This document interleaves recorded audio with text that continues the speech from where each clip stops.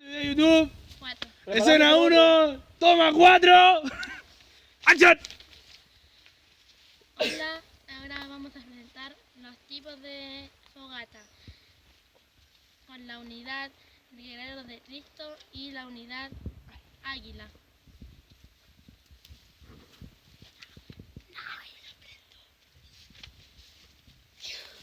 Hola, los tipos de fogata son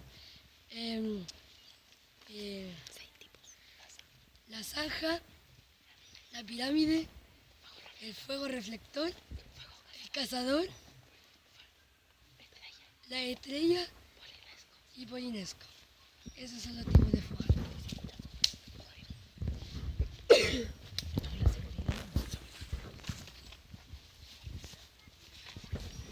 Sin papel, pasa. Hola, Sin papel. la seguridad de fuego son nunca tener el fuego cerca de los niños y tampoco cerca de las carpas, y también sería preferible tener agua al lado para, digamos, ocurre un incendio, apagar rápido el fuego. Y también eso es lo más importante,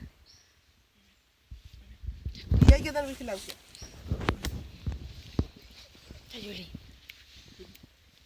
Hola. Como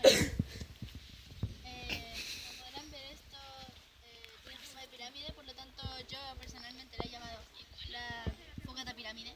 Y sirve para cuando uno está acampando y hace fuego y cosas hacia alrededor. Y además sirve para otra cosa también, porque ahí hay otra parte.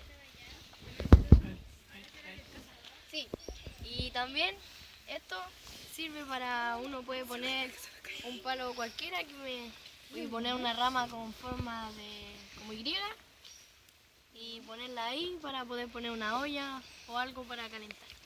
Y entonces se transforma en fogata y se llama fogata cazador.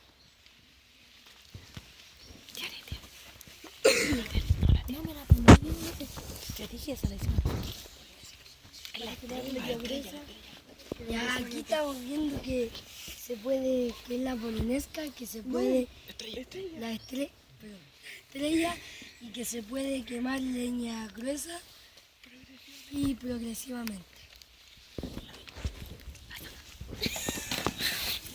Hola, esta se llama la zanja y hay que hacer un hoyo y meter el palito y así cuando corre viento no se apaga.